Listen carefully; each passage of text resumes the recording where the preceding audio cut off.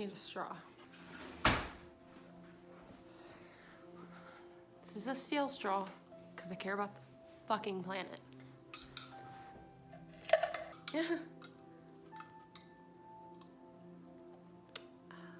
Merry Christmas, everybody, and a Happy New Year.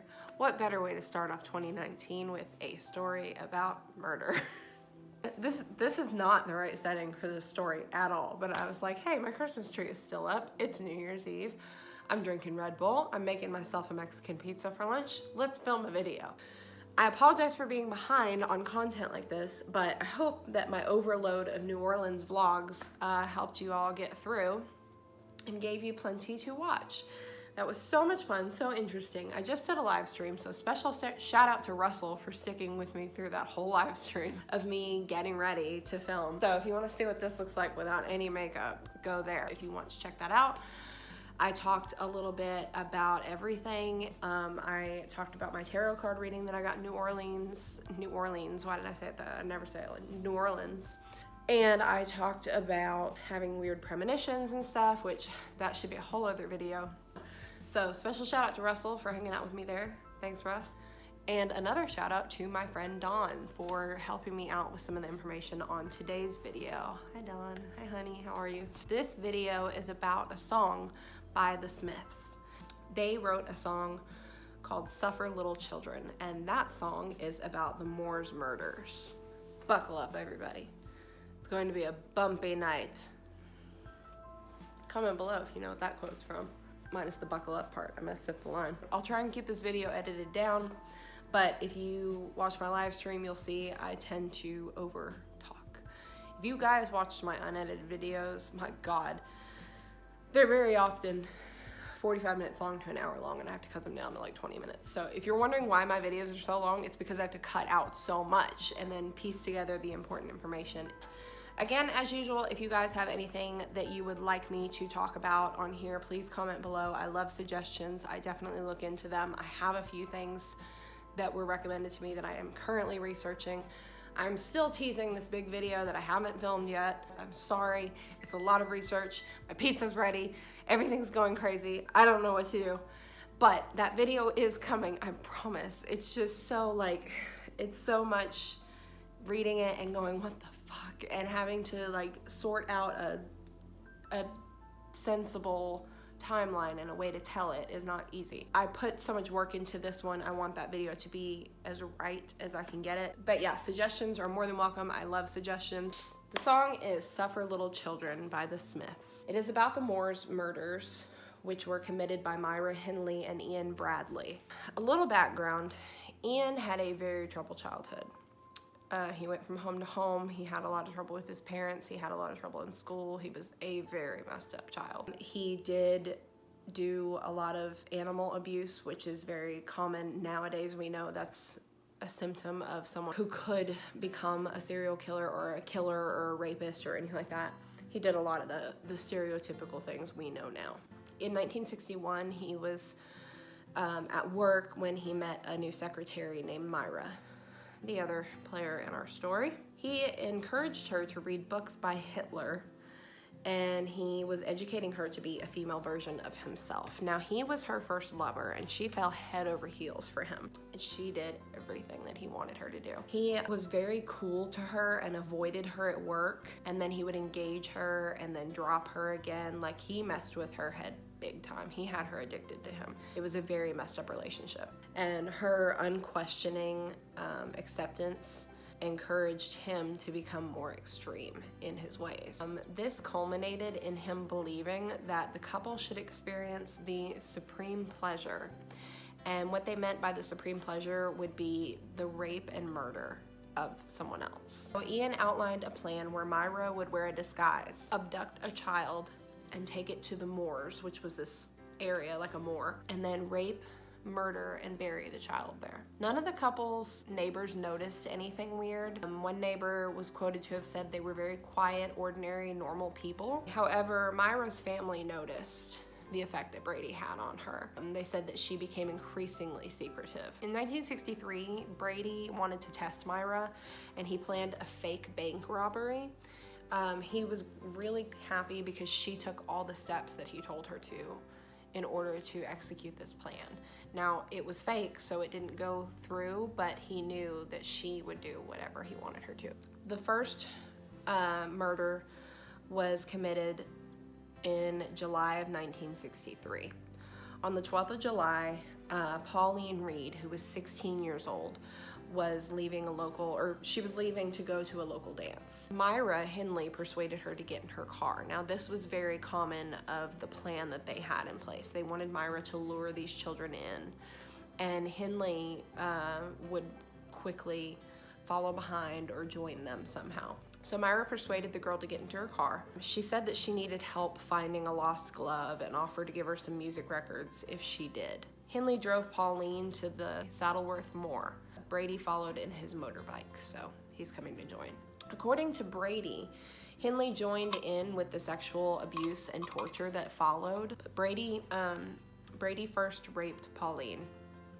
She was beaten and stabbed. He then went behind her and cut her throat so hard it looked to Hindley that she'd been decapitated, and then they buried her. But instead of cementing the killer's relationship, Brady actually cooled to Hindley. He again backed up, didn't give her what she wanted. She thought that if she did this, he would be happy with her and they could go off and be in love because they killed somebody together, but he cooled to her. He started visiting a gay pub in Manchester called the Rembrandt. When he decided he needed to kill again, he brought Hindley a music record 24 hours from Tulsa, and the purchase of records would become part of their pre-murder ritual. Brady told Hindley that he wanted to go for someone younger, as Pauline had put up too much of a fight. The second victim happened in November. It was a 12-year-old boy by the name of John Kilbride. This was 4 months after Pauline's murder. On Saturday afternoon, 23rd of November, John Kilbride disappeared. He was the eldest of 4 brothers, and his family described him as a pleasant lad, often to be heard singing and whistling. Brady raped him and then killed him. Brady returned to the car with one of John's shoes. As with a lot of other evidence, Brady would burn it. When John's grave down the road was finally discovered, it was partially through his remaining shoe that his family would be able to identify him, because by the time they found him, he was too decomposed. There are photos you can Google, and this is the sickest part of this, of Brady and Hindley on the moors, just bent over what looks to be nothing or something dug up, smiling. And this is them standing over the graves of their victims, smiling. This was used sort of as a grave marker for Ian, and it was also sort of a trophy, as a criminologist by the name of David Wilson, Professor David Wilson, said. It became a trophy, and they started taking them very often. And it's very sick, but in the same hand, it did help when the officers were looking for the bodies. The third victim was another 12-year-old by the name of Keith Bennett. This happened in June of 1964, on the 16th to be exact. He disappeared while on the way to his grandmother's house. Again, Myra Hindley lured him into her car and drove him to the moors. Brady took Keith to a gully next to a stream, and he raped the little boy.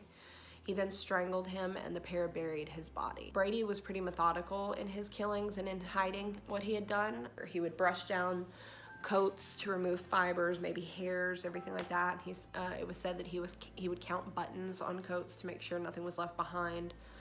And because of this, the authorities, because there was no real evidence left behind, the authorities thought that all the disappearances were unrelated. Then we moved to December 26th of 1964. A 10-year-old girl by the name of Leslie Ann Downey. She disappeared from a local fairground, and again, in a huge police effort, no clues were found as to her whereabouts. Her stepfather actually came under suspicion for her disappearance. She had been taken back to the Hindley's house and was bound and stripped. She was made to pose naked for pornographic photos, and Brady had earlier even set up lighting and everything for this. I mean, these are disgusting people we're talking about here. He had also hidden his tape recorder under the bed.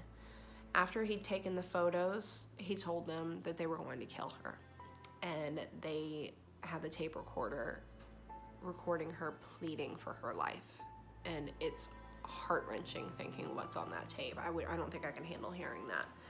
At one point, this smart, brave little girl thought maybe if I say something, you know, maybe if I can sort of reach some point of empathy with them, they'll let me go. So out of desperation, she tried calling she tried calling Brady Dad. Like, Dad, please don't hurt me, Dad.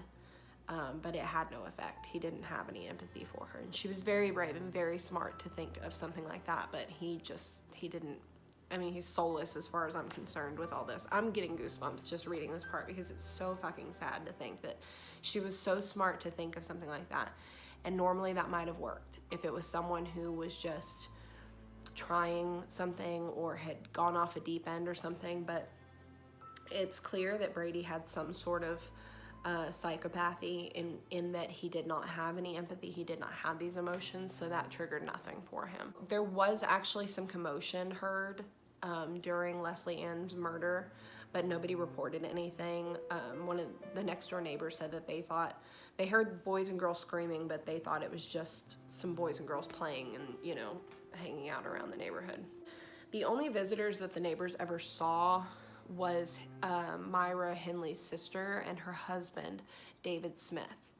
Now, Brady had debated whether they should kill David. He had talked with Myra about this, if they should kill David, but instead they actually decided to draw him into their world. Brady was already an alcoholic at this point, and he was becoming more and more arrogant and just, you know, I'm getting away with it, I can do whatever I want. He actually boasted of all the murders he committed to David. David had a police record for violence, and so Brady probably thought, you know, I'm good to tell him what happened. He's got a history, I've got a history, like, we can talk about these things. And David kind of thought he was, you know, just talking himself up and questioned whether he could actually follow through with these claims. And that's when Brady offered a demonstration. We now move on to the final victim, 17-year-old Edward Evans. On October 6th of 1965, Brady and Henley drove to Manchester Central Station.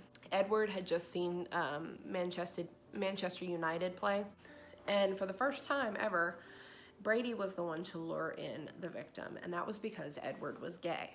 Edward was an engineer, and he agreed to drive back to the couple's home. Brady wanted David, Myra's brother-in-law, to witness him in action, so he sent Myra to go get him. Inside the couple's home in their front room, Brady repeatedly bludgeoned Evans with an axe. Evans asked for his mom as the blows rained down. He struck Evans 14 times until his skull split open. He did it all in front of David, and apparently he said, "That's it, it's the messiest yet." David was terrified, understandably. I mean, Brady really overestimated how comfortable David was going to be with this situation, and I'm sure David thought he was just talking shit and wasn't going to do anything, but he did it right in front of him. So David played it smart, acted as if nothing weird had happened, like he was totally cool with it, hung out for a few hours, and when he thought it was safe, like he'd spent enough time there, he suggested that he go home. He casually walked out the door, and only when he was sure they couldn't see him anymore, he ran all the way home. So David told his wife, who was Myra's sister, everything that happened, and her name was Maureen. Maureen and he went to a public phone box armed with a carving knife and called the police, and they didn't leave that box until the police came and escorted them to the police station. David told them everything. This was at Hyde Police Station, and he said he wasn't just doing his public duty, he was scared that he would become the next victim if he didn't turn them in. The police went to Brady's home and upstairs found Evan's body and the murder weapon. Brady tried to deny that it was premeditated. He tried to say that him and David and Evans had all gotten into a fight, but he also tried to deny Myra's involvement. And at first, because of David's criminal record, they were actually reluctant to believe him over Brady. But it was only when they started looking through Brady's library of books on murder, sexual perversion, and they realized that Brady might be responsible for more than just this murder. In his wallet, they found sheets of paper and a code with plans on how to dispose of Evan's body on the moors. The reason he hadn't was he had injured his ankle during the attack. The naked body of Leslie Ann Downey was found on the 10th of October, 1965. followed 11 days later by the body of John Kilbride. Brady and Henley would be prosecuted for the murders of Edward Evans, Leslie Ann Downey, and John Kilbride. However, there were still 2 bodies missing that they knew of: Pauline Reed and Keith Bennett. Henley and Brady were both jailed for life with a minimum recommended tariff of 30 years. Brady would not be seen in public again for another 46 years. Brady maintained a long-distance relationship with Henley for his first few years in jail, but from love letters and requests for marriage, you can see that rifts began to appear. When Myra ended their relationship, he said that she was a manipulative liar and as evil as him. And Henley eventually decided to end their relationship. Brady, over the years, has tried to die in prison. He asked that he be judged sane so that he could be transferred back to prison where he could starve himself to death. They denied that. He was force-fed by the hospital. He had a feeding tube in one of his nostrils that became a permanent fixture. In 2001, they rejected his appeal for the right to die. And in February of 2006, he actually had the gall to send the mother of victim Keith Bennett a letter. In the letter, he complained to her of his treatment at the high-security hospital, saying that he was being kept alive by force-feeding for political purposes. He also claimed he could take the police to within 20 yards of where Keith Bennett's body is buried, basically, if she vouched for him to die. Now, unfortunately, Keith Bennett's mother passed before his body was ever found. In June 2013, the 75-year-old Brady spoke in public for the first time since his trial. During this trial, he referred to his torture and murder of the 5 children as recreational killings and an existential experience. He also talked about his lack of control and said that he was nothing more than a monkey in a cage being poked by a stick. He had been diagnosed previously a paranoid schizophrenic, and the medical panel decided that was still true and it was not under control, so they rejected his appeal. He suffered from cataracts and spondylosis and had chronic back pain before passing away at the age of 79 in 2017. It is reported that he had died hours after being urged to do the right thing and reveal the location of Keith Bennett. However, he had taken this secret to the grave with him. Dr. David Holmes, a criminal psychologist, is quoted to have said that Keith Bennett's unfound body is very important to Ian Brady. He has one actual murder which he can consider to be perfect. The 23-year-old Myra Henley was sentenced to 2 concurrent life sentences. And at the time of sentencing, the burial sites of Pauline Reed and Keith Bennett were still undiscovered. Henley would take the location of Keith Bennett to her grave as well. The death penalty had been abolished just before Myra's arrest. Over the following decades in prison, she would come to wish that she had been sentenced to hanging. In 1987, Myra again became the center of media attention and released her full confession, in which she admitted to her involvement in all 5 of the murders. The confessions confirmed police suspicions that the remains of Pauline Reed and Keith Bennett had been buried somewhere in the moors, and Pauline's body was actually finally found on July 1st, 1987, identified by the party dress she was wearing to the dance on the last night of her life. Now, in the song Suffer Little Children by the Smiths, Morrissey imagines being buried upon the moors, his ghost beckoning to be found like that of the other victims, vowing to forever haunt the evil conscience of Brady and more particularly Henley. The song's title and many of its lyrics are taken directly from Beyond Belief, which only dealt with the 3 murders that the couples were convicted of, which are named in the song as Leslie Ann, John, and Edward. In 1986, 4 years after Morrissey wrote the song, Brady and Henley confessed to the 2 other murders of Pauline Reed and Keith Bennett. Reed's remains were located on the moors the following year, and unfortunately Bennett's have never been found to this day.